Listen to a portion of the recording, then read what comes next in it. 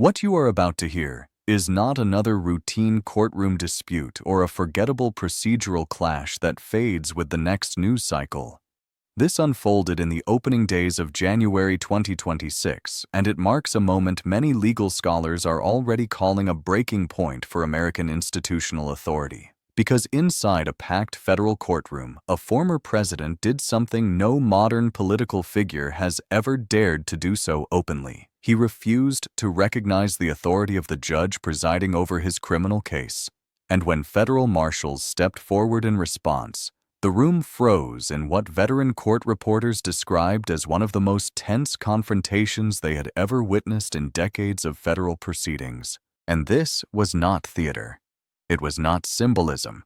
It was a direct collision between personal power and the rule of law, a collision that forced armed federal officers to prepare for physical intervention because a defendant, who once commanded the executive branch, chose defiance over compliance.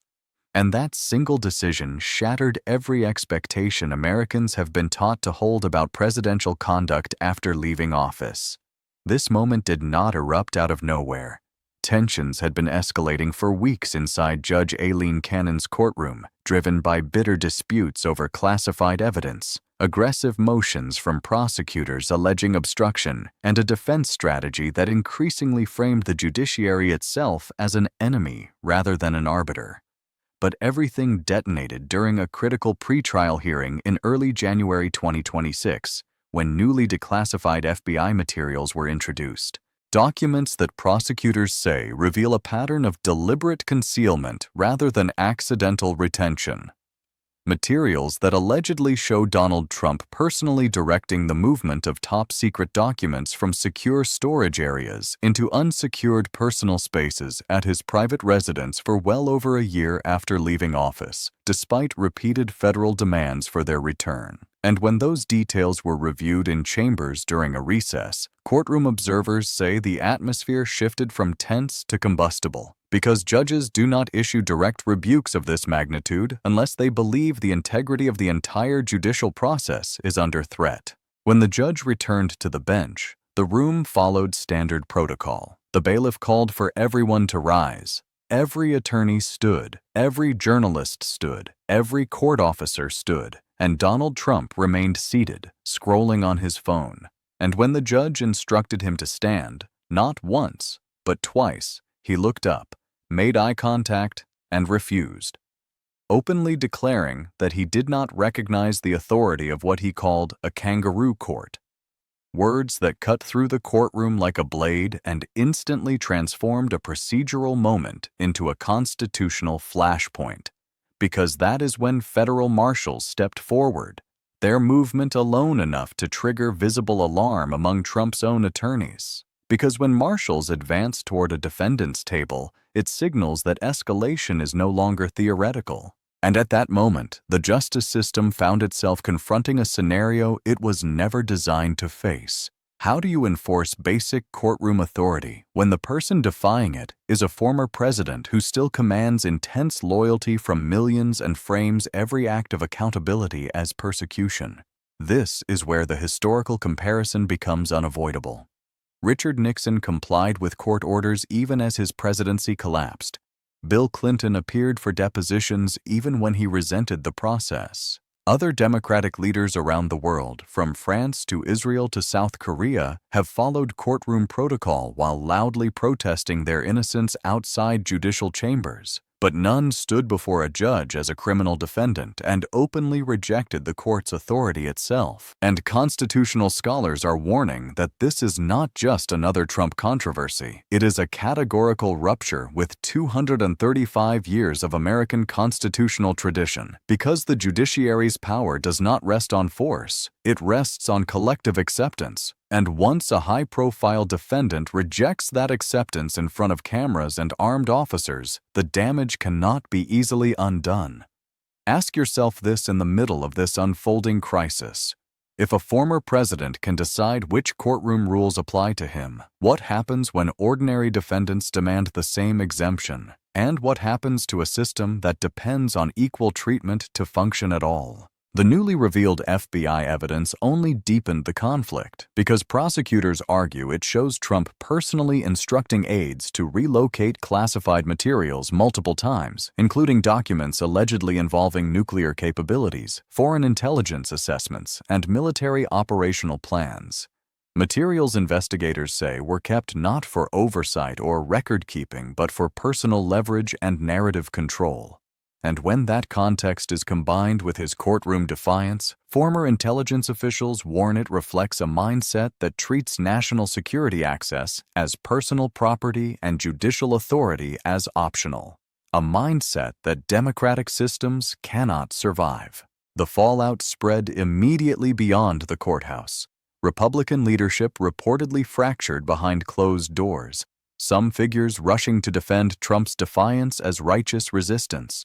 Others warning that openly attacking judges and marshals could devastate the party's credibility with independents and institutional conservatives, while Trump's base erupted online, calling for investigations into judges, attacking federal law enforcement, and amplifying claims that the justice system itself is illegitimate. Language that experts on democratic erosion say mirrors the early stages of institutional collapse seen in other countries. Meanwhile, federal law enforcement found itself trapped in a vice between duty and optics, between what the rulebook demands and what the country might explode over if that rulebook is enforced in the most visible way possible, because marshals are trained to escalate when judicial commands are ignored, step by step, warning by warning, until order is restored, and that escalation ladder is built for ordinary defendants who do not come with a security perimeter, a political cult of personality, and an entire media ecosystem poised to reinterpret restraint as oppression. Yet no protocol fully accounts for a former president flanked by Secret Service protection, surrounded by loyal attorneys, and followed by a mass political movement ready to interpret any enforcement action as tyranny, not as procedure, not as neutral court management, but as proof of a conspiracy. And that is the pressure point that makes this moment so dangerous, because the marshals are not just enforcing a judge's instructions, they are standing at the intersection of law, politics, and perception, knowing that one wrong move could ignite a national spectacle, and one weak move could permanently undermine the authority of the court. Legal analysts warn that this hesitation alone risks creating a two-tier justice system where power dictates compliance, where the rules are technically the same on paper but functionally different in practice, because the most famous and politically protected defendants get extra patience, extra caution, extra delay, while everyone else would be corrected instantly. And once that perception takes hold, it spreads, it hardens, and it becomes an infection inside the public's trust, because courts cannot survive on paper authority alone, they survive on legitimacy. And legitimacy collapses when Americans start believing the law is negotiable for the powerful and unforgiving for the powerless. Pause for a moment and consider this question, not as a partisan talking point, but as a system test. If the courts cannot enforce basic decorum against the most powerful defendant imaginable, can they truly enforce it against anyone else? Against the unknown defendant with no cameras, no security detail, no political movement waiting outside, no donor class ready to spin the narrative? And if the answer is no, even partly, then the damage is not limited to one courtroom. It becomes a message to every defendant watching that compliance is optional if you can generate enough noise, enough backlash, enough fear, enough chaos. The legal consequences now hanging over this case are enormous because contempt of court remains on the table, and contempt is not symbolic. It is the judiciary's blunt instrument for defending its authority when words fail. Pre-trial release conditions are under review, which means prosecutors and judges will examine not just the underlying charges, but the defendant's behavior in court, his willingness to follow instructions, his likelihood of disrupting proceedings, and his capacity to intimidate the process through spectacle. And every judge overseeing Trump's other cases must now factor in the reality that he has demonstrated a willingness to openly defy judicial authority. A factor that traditionally influences everything from bail determinations to security protocols, from how close deputies stand, to how sharply warnings are delivered, to whether the court imposes tighter rules on public statements that could poison juries or inflame threats. That is how one act of defiance metastasizes, not just into headlines, but into concrete restrictions, heightened security, and a harsher judicial posture. Because courts learn, and once they believe a defendant will test limits, they respond by tightening the limits. And even legal scholars sympathetic to Trump concede that this behavior crosses a line that should alarm Americans regardless of party, because rights do not include the power to dismantle the authority of the courts themselves, and free speech does not include the right to treat courtroom orders as suggestions. In a functioning system, you can challenge a ruling, you can appeal, you can argue, you can fight the case with every legal tool available. But you cannot rewrite the rules in real time by refusing the basic commands that keep proceedings orderly. That is the difference between legal resistance and institutional sabotage. And if the public cannot tell the difference, then the system becomes vulnerable to the loudest actor in the room, not the strongest evidence in the record.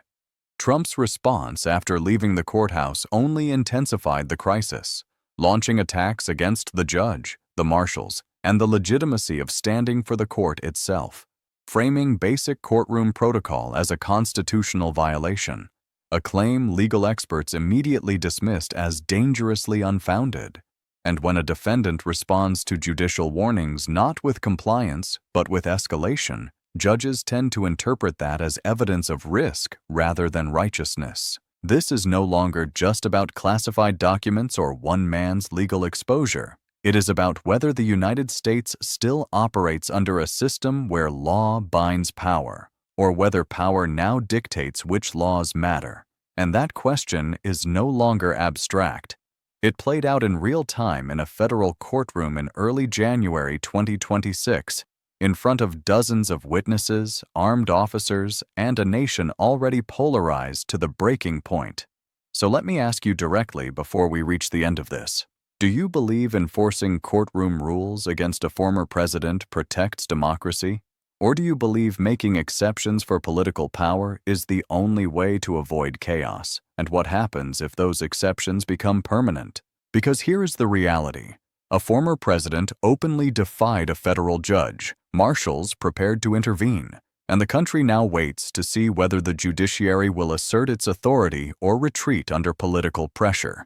And whichever path is chosen will shape the meaning of equal justice under law for generations. So, as this story continues to unfold, and as rulings are expected in the coming days, keep watching closely. Because this is not just another headline, this is a stress test for the American legal system itself, and the outcome will tell us whether the rule of law still commands obedience when it collides with raw political power.